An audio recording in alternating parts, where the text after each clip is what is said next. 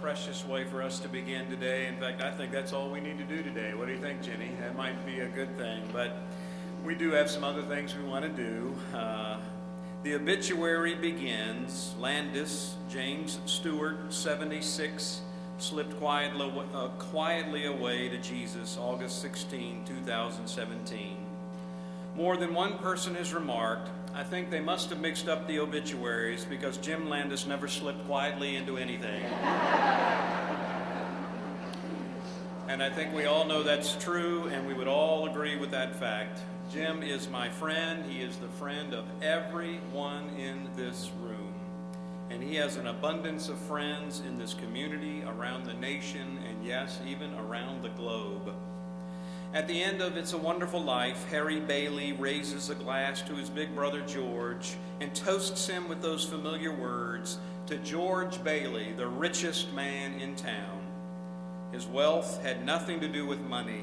His wealth was in the love and friendship that surrounded him in the darkest hour. Today, I don't think there is any doubt that we can say that Jim Landis is the richest man in town. And it has nothing to do with money. It is in the love and friendship that surrounded him every day. Amen? This is Jim's most recent Bible. Jenny lended that. Actually, it has Jenny's name in it, so I'm assuming he stole it from you, I guess. I don't know. But that's his most recent Bible, and it is filled with the words that encouraged him and challenged him, inspired him, chastised him, and comforted him. Jim wants you to be comforted today by the words of this book. We'll hear more of them as we go through this celebration this morning. His favorite book of the Bible was James, and its words are not often referred to in times like this, but I'm not really sure why. James 1:12 says, "Blessed is the man who perseveres under trial, because when he has stood the test, he will receive the crown of life that God has promised to those who love him." James 3:17, "But the wisdom that comes from heaven is first of all pure, then peace-loving, considerate, submissive, full of mercy and good fruit, impartial and sincere." James 4:14, Why, you do not even know what will happen tomorrow. What is your life? You're a mist that appears for a little while and then vanishes.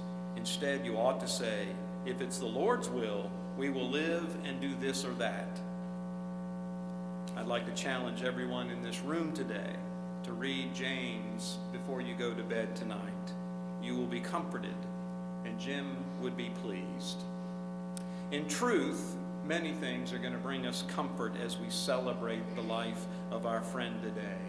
We're going to have the words of Scripture. We will have the beautiful music, not only that you've already had, but even more. We will have prayer as part of our comfort today.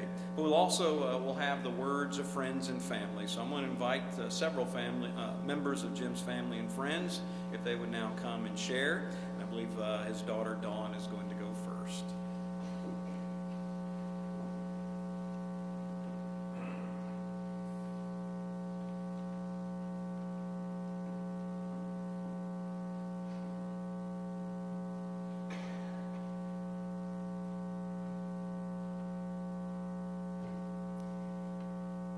This is Grandpa's bucket, and it contains the most essential things that Grandpa needed when he came to my house.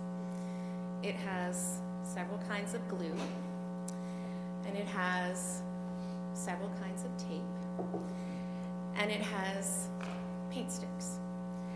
Now, I don't know what he used these for, but he always had to have them. And he would usually ask for a screwdriver and some needle nose pliers, and he was ready.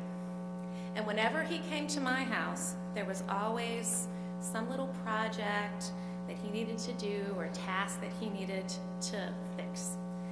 And I made this bucket for him because I got tired of always searching for these things. So I put it all together, and it's worn off, but it says Grandpa's glue and stuff. And it was a constant by his side as he went around fixing things. And he fixed a lot of things for me. And when he was done, he would always say, "What else can I do for you?" And to me, that's the essence of my dad. What else can I do for you? What can I fix for you? How can I help you? What can I do to make your life easier or better, or even just more entertaining? What can I do? You see, Dad was a doer, a fixer. Some might have even gone so far as to say a jerry-rigger. He loved the challenge of a good problem and a better solution. And he didn't need anything more than a satisfaction of a job well done. He loved to experience life to the fullest. He loved to go, and that's in capital G-O. I think it's in his genes, and I think it's Alandis's favorite word. Yes, Kara? Yes. And that's what I think of when I think of Dad. Here's a man who drug Mom, sometimes reluctantly, across the country to see what there was to see and go where there was to go. A man who never wanted to do the same things twice. He wanted to be different and try new things. A man who could create and do things, whether it was building and shaping with his hands or his ideas of how to make things work. This past week, I've really been reflecting on who my father was. Person after person have shared the impact of his life that he had on them. How they worked with him in some capacity of his doing, the food bank, planning church events, Sunday school, the Golden Age home, or seeing him live his testimony. Time and time again, I've heard how he's worked in one area or another to do something for someone else. He was a person who wasn't happy unless he was doing or going or talking or eating or something. And I've been trying to write this since the day we all sat around Dad talking about his funeral and what he wanted. He wasn't scared to die. He wasn't ready to quit living, but he wasn't scared. He certainly tried to go and do for as long as he could. And he didn't want a list of his accolades and achievements. He just wanted to say that he loved the Lord and he loved his family. And he wanted us to be part of his send-off. And I wanted to write this and show it to him so he knew how I felt, but I just couldn't find the words until really early in the morning, 2 days after he died. And these were the words: "What else can I do for you?" And so I brought his grandpa bucket full of his core ingredients: the duct tape to hold everything together, the paint sticks to fill in the gaps and make everything nice and level, and the glue to make sure that it all stuck. And that was my dad. He wanted to do always, but he really wanted to do for others. He worked and he fixed things with glue and tape and paint sticks, but also with his time and talent and creativity and his very force and will. And I think that's what he would want me to tell you today. And when he's had a little time in heaven to eat a hot dog and some ice cream and visit and talk, maybe a little bit longer than a little while, I suspect he's going to go look for something to do, and he's going to want his bucket.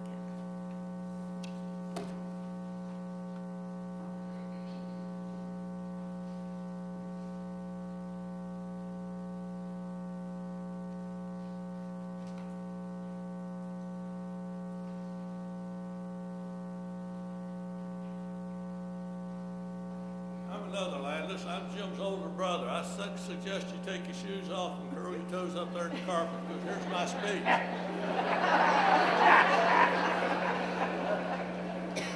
Jenny said, when I speak for the family, and how Jim related to the family, we just won't forget this. I'm this oldest brother. I used to say oldest and best looking, but my mother said I had to quit doing that. Jim belonged to a dysfunctional family, probably as dysfunctional as yours.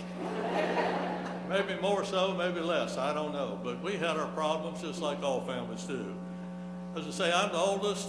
My mother and father got married right after the Depression. I remember 5 children born. Dad was working as a farmhand. He was making $35 a month. That comes out to $1.19 a day with 5 children.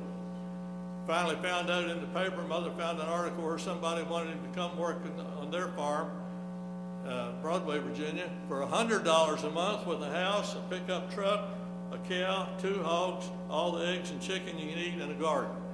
Couldn't turn that down going from $35 a month to that. And the 6th child was born. To say I'm the oldest.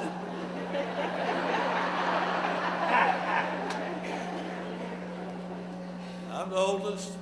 The next one was Jerry, my brother. He also has passed on. Then Judy, my oldest sister, and she's passed on.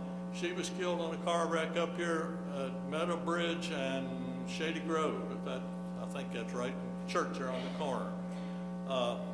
Then Jim, then 2 sisters, younger sisters, Trudy and Rebecca, and they're in Idaho Falls. Now you know the family. Dad passed away in 1972, and Mother is still living in the Bridgewater Nursing Home. She's 100.5 years old. She wanted to be here today, and we just couldn't bring her this far. Jim was educated at Timberville Elementary School, Broadway High School, went on to Berea College. If you don't know that college, it favors Appalachian Mountain people, which we live in the western part of Virginia, and that's the Appalachian Range. He got into Berea College. There, everyone has to work. Every student has to work, about 20 hours a week, I think. Jim took a job showing movies on Saturday night. Pretty cushy job, work showing movies and watching movies. Pretty smart fellow. By the way, I didn't tell you, he was born in Sangerville, Virginia. I say the smartest people in the world came from Sangerville. And I'll tell you why. The family don't count, but how many of you here know where Sangerville, Virginia is? 1, 2, 3, 4, 5, 6. Now, I can go to Miami, Florida, and ask 1,000 people where Sangerville, Virginia is, and not a single one will know. I can go to Houston, Texas, and ask 1,000 people where Sangerville, Virginia, and not a one will know. But I'll tell you something, I can go to Sangerville and ask them where Richmond is, and every one of them knows. I can ask them where Houston, Texas is, and every one of them knows. I can ask them where Detroit is, and every one of them knows. So smart people come from Sangerville, Virginia.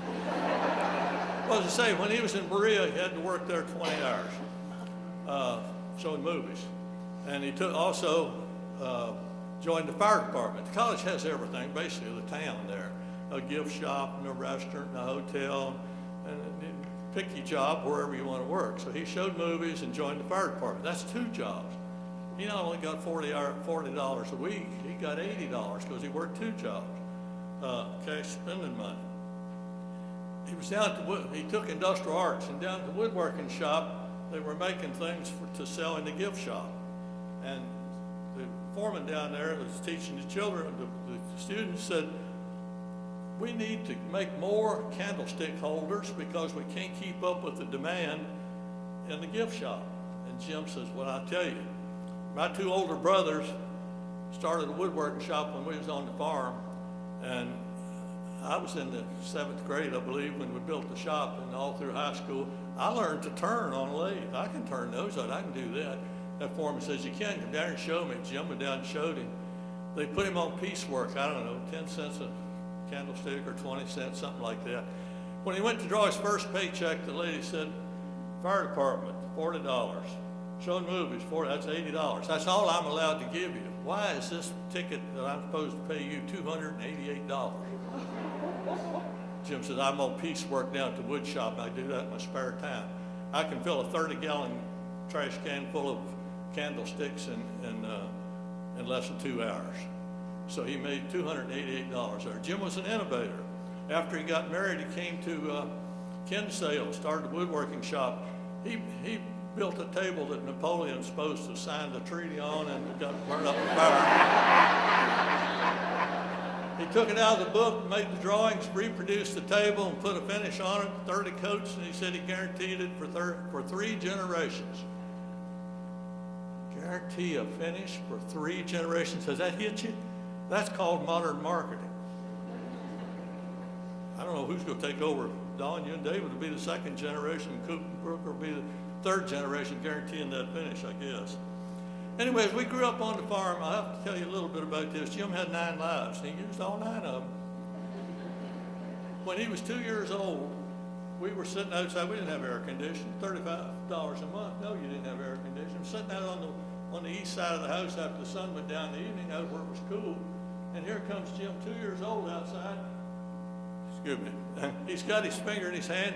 Look, Mama. He was interested in machinery. He got a hold of Mother's old treadle sewing machine, and he saw that needle going up and down, and them little claws in there going this way, and he was pumping away, and he stuck his finger up there and ran the needle through his finger.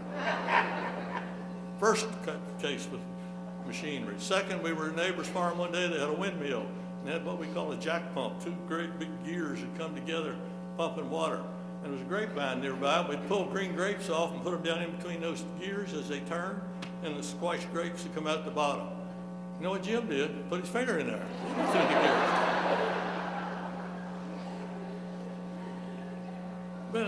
But he was on the fire department at Berea. He took a fire hose, got away from him, and knocked him in the head, and he was out for 2 weeks, didn't even know where he was. Well, on the farm, we had a huge big barn that had twice as big as this. The center section, you could go in, and then there was a hay two mouths, we call hay mouths on this side, and two on this side, and one back where you could drive through. And then the straw shed was off behind those two. Well, we cleaned the barn floor out after all the hay was fed and everything, and that was our racetrack. Jim would get in the little red radio flyer wagon, it's called. If you pull the tongue back, you can steer the wagon, and of course I'm behind, I'm the motor, I'm pushing him. And we go around that barn floor. We had a racetrack. We go round and around that barn floor, and like going around this room in here. He got to the other end, he forgot, or we didn't know or didn't remember, they had cut a hole in the floor and took an ordinary door and made a trap door. And that was to push the bedding down to the stable below for the cows to keep it clean and so forth. Well, I'm pushing, I can't see. He's steering, and he saw that door laying there, and that's going to make a bump. So what's he do? He cuts inside the door, and there's a hole. 18 feet down to the cow manure. On top of that, and a year later, we get up on the peaked roof. No hay in the barn. I have to climb up the 2x4s on the weatherboard and put your toes on the weatherboard where it sticks inside. You get up to the top, right onto the roof, go up on the very steep part, and it's a standing seam, I believe they call it, metal roof. It's little seams about this far apart. Well, we took one of them and made a slide over that steep part. And then when you come down to the straw shed, it kind of levels off. And we got that piece tin pretty slick. You could come down over there pretty hard and scoot on down on the lower part to the straw shed and stop. Well, if you didn't stop, down at the bottom is what they call snow cleats. These little 6-inch things sticks out on each rib. Jim comes flying down off of there, down to the bottom, sticks his feet out to the snow cleats, and they broke off.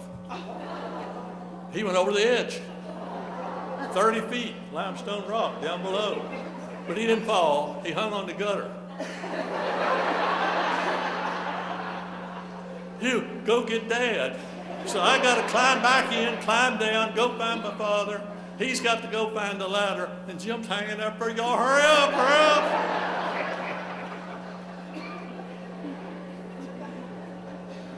I'm so glad God gave me 75 years to have my brother. This is a celebration of life. I worked, after my career, I started volunteering in a funeral home. If you ever look at the word funeral, and this is not a funeral, this is a celebration of life. Funeral, F-U-N. Jim and I talked about this. Jim said, I hope you have fun at my funeral.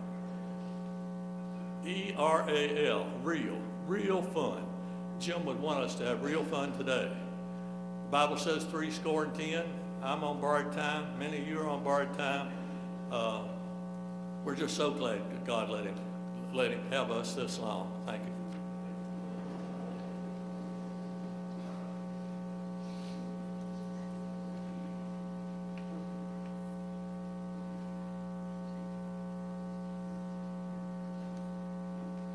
Wow, how do you follow that?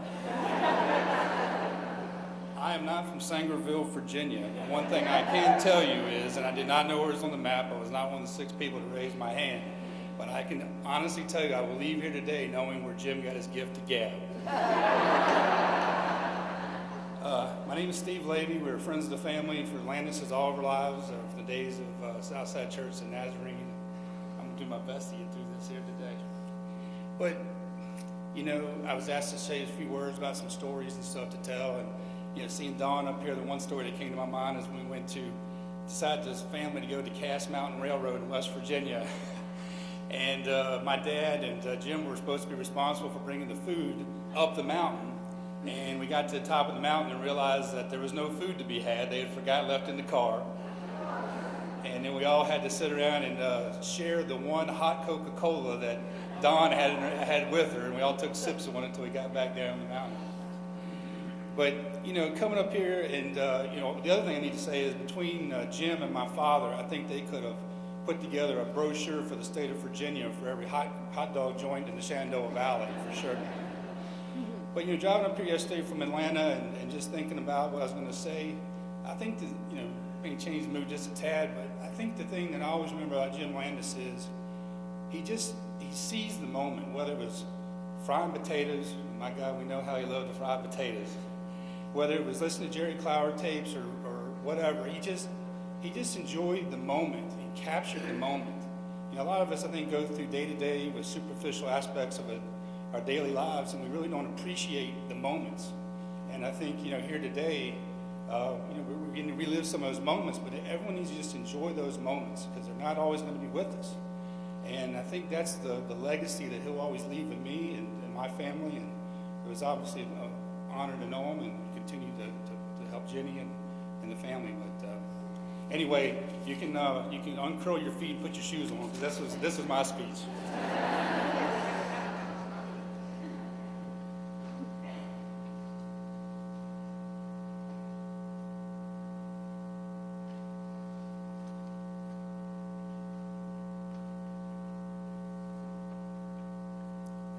I'm Sam Massey. Jim and I were fellow members here at Fairmount for many years.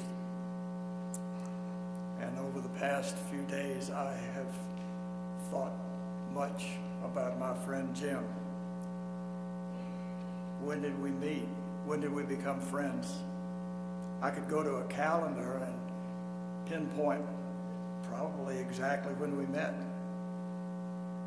But with Jim, meeting and becoming friends are pretty much the same. I don't remember a getting acquainted curve. From the day we met, it seemed that Jim was someone I'd always known. I had several opportunities to travel with Jim, most notably to Haiti and Hawaii.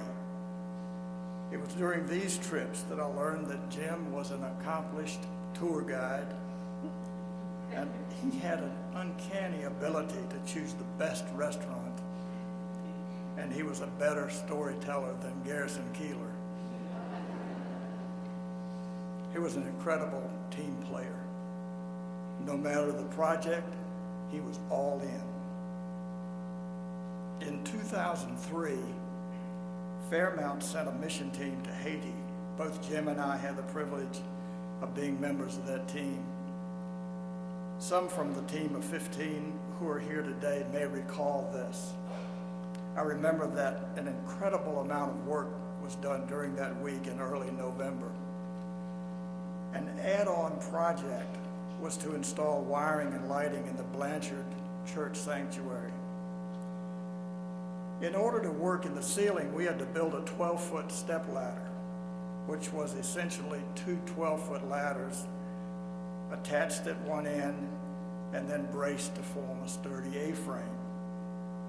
Light fixtures were hung from the rafters. Jim wired at least half of those fixtures. Then we moved to the platform where 3 more fixtures needed to be installed. It was that center light over the podium, not quite that high a ceiling, that gave us pause.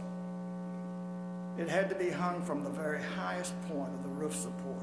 The ladder was too short. Then Jim said, "I believe I can do the job." And he climbed to the very top of our makeshift ladder.